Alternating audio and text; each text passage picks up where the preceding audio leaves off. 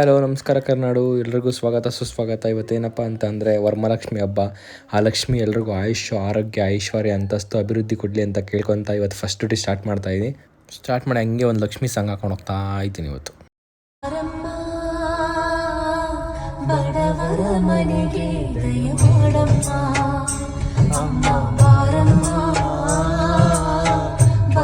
Song ಕೇಳಿ ಮುಗಿಸಿ ಹೊರಟೆ. ಅಲ್ಲಿಂದ ಎಂಪ್ಲಾಯ್ ಪಿಕಪ್ ಮಾಡ್ಕೊಂಡು ಅಂದೇ ಹೋಗ್ಬೇಕಾದ್ರೆ ಒಂದು ಕಾರ್ ಹಿಂದೆ ಒಂದು ಲೈನ್ ನೋಡಿದೆ. ಎಷ್ಟು ಚೆನ್ನಾಗಿತ್ತು ಅಂತ ನೋಡಿ ನಿಮಗೂ ತೋರಿಸಿ ನೋಡಿ. ಏನಂತ ಹಾಕೋಬರಪ್ಪ ಅಂತಂದರೆ, ಅನ್ನೋರೆಲ್ಲ ಅನ್ನ ಹಾಕಲ್ಲ ಬಾಗುರು. ಹೌದಲ್ವಾ? ಅನ್ನೋರು ಯಾರೂ ನಮ್ಗೆ ಅನ್ನ ಹಾಕಲ್ಲ. ನಾವು ದುಡಿಬೇಕು, ನಾವು ತಿನ್ನಬೇಕು, ನಮ್ಮ ಜೀವನ ನಡೆಸಬೇಕು ಅಲ್ವಾ? ನಿಜ. ಎಷ್ಟೋ ನಮ್ಮ ಡ್ರೈವರ್ಸ್ಗಳು ಈ ಥರ ಲೈನ್ಸೆಲ್ಲ ಹಾಕಿ ಮತ್ತೆ ಅದನ್ನು ನೆನಪಿಸ್ತಿರ್ತಾರೆ. ಆಮೇಲೆ ಅಲ್ಲಿಂದ ಹೊರಟೆ. ಯಾವುದೂ ಡ್ಯೂಟಿ ಇರಲಿಲ್ಲ. ಮತ್ತು ಇವತ್ತು ಹಬ್ಬ ಬೇರೆ ಐತಲ್ವ, ಸೊ ಅದಕ್ಕೋಸ್ಕರ ನಮ್ಮ ಅಕ್ಕ ಇನ್ವೈಟ್ ಮಾಡಿದರು. ನಮ್ಮ ಅಕ್ಕನ ಮನೆಗೆ ಹೋಗೋಣ ಅಂತ ಎಂಪ್ಲಾಯ್ನ ಡ್ರಾಪ್ ಮಾಡಿ ನಮ್ಮ ಅಕ್ಕ ಮನೆ ಕಡೆ ಹೊರಟೆ.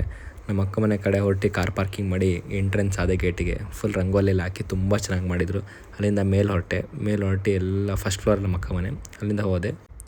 ಎಲ್ಲ ತುಂಬ ಚೆನ್ನಾಗಿ ಅಲಂಕಾರ ಮಾಡಿದರು. ನೋಡಿ ಚಾರ್ಲಿ ಓಡ್ ಬರ್ತಾನೆ ಇವಾಗ. ಹಂಗೆ ನಾನು ನೋಡಿದ ತಕ್ಷಣ ಓಡ್ ಬಂದು ಎಲ್ಲ ಗಲೀಜು ಮಾಡ್ಬಿಡ್ತಾನೆ. ಪಾಪ ನಮ್ಮ ಅಕ್ಕ ರಂಗೋಲಿ ಹಾಕಿದ್ರು, ಅದೆಲ್ಲ ಹಾಳು ಮಾಡಾಕ್ಬಿಡ್ತಾನೆ ಅವನು.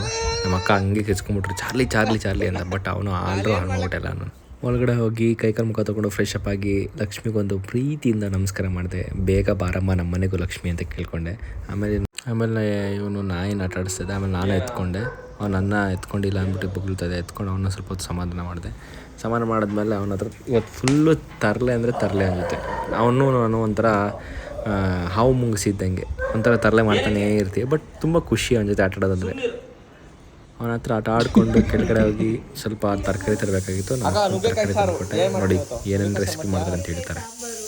ಆಮೇಲೆ ಇದು ಹಬ್ಬ ಸ್ಪೆಷಲ್ ಐತಲ್ಲ, ನನ್ಗೆ ಯಾಕ ಸ್ಪೆಷಲ್? ನಮ್ಮ ಅಕ್ಕ ನನಗೆ ಸ್ಪೆಷಲ್ ಮಾಡ್ಕೊಡ್ತೀನಿ ಅಂತ ಹೇಳಿದ್ರು. ಅಷ್ಟರಲ್ಲಿ ಇನ್ನೊಬ್ರು ಗೆಸ್ಟ್ ಬಂದರು. ಯಾರಪ್ಪ ಅಂತಂದರೆ, ನೋಡಿ ಇಲ್ಲಿ ನಮ್ಮ ಪಾಸ್ ಬಂದುಬಿಟ್ರು. ಇವ್ರಿಗೆ ಹಣ್ಣು ಕೊಟ್ಟರೆ ತಿಂದಾನೆ, ಹೂವು ಕೊಟ್ಟು ಹೂವೆಲ್ಲ ತಿಂತಾಯಿದ್ರು. ಹಣ್ಣು ಕೊಟ್ಟರು ಅಲ್ಲೇ ಕೂತ್ಕೊಂಡು ಹಣ್ಣು ಬೇಡ ಅಂತ ಹೇಳ್ಬಿಟ್ಟು ಇರೋ ಬರೋ ಹೂವೆಲ್ಲ ತಿಂದು ಖಾಲಿ ಮಾಡಿ ಮುಗಿಸಿದ್ರು.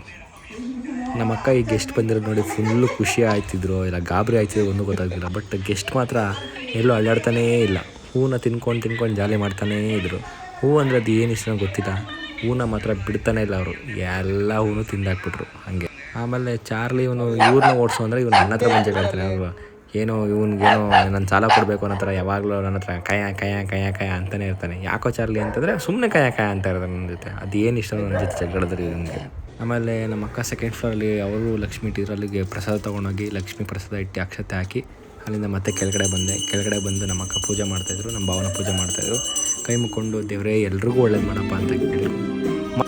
ಆಮೇಲೆ ಚಾರ್ಲಿ ಬಂದ್ಬಿಟ್ಟು ಕಾಲ್ತಾ ಇದ್ದ. ಆಮೇಲೆ ನನ್ನ ಅಕ್ಕನ ಮಗ ಅವ್ನಿಗೆ ಹಿಂಸೆ ಕೊಡ್ತಾ ಇದ್ದ. ಬರೀ ಯಾವಾಗಲೂ ನಾಯಿಗೆ ಹಿಂಸೆ ಕೊಡೋದೆ. ಆಕ್ಸಿಡೆಂಟ್ ಕೂತು. ಆಮೇಲೆ ಇನ್ನೊಂದು ಅಕ್ಕ ಮಗ ಹೆಂಗೆ ಮಾತಾಡ್ತಿದ್ದಾನೆ. ಬಾ ಹೋಗೋಣ,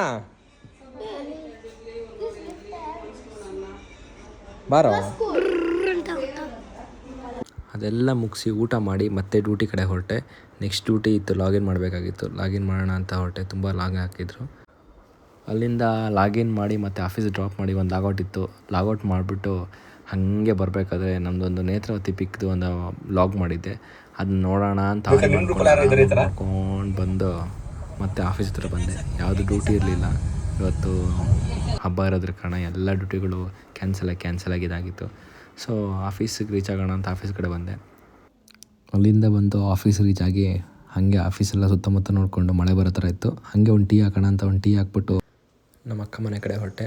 ಅಕ್ಕ ಮನೆಗೆ ಬಂದು ಕಾರ್ ಪಾರ್ಕಿಂಗ್ ಮಾಡಿ ಇವತ್ತಿನ ಡೇನ ಮುಗಿಸ್ದೆ. ಮತ್ತೆ ಬಾಯ್ ಗುಡ್ ನೈಟ್, ಶುಭರಾತ್ರಿ.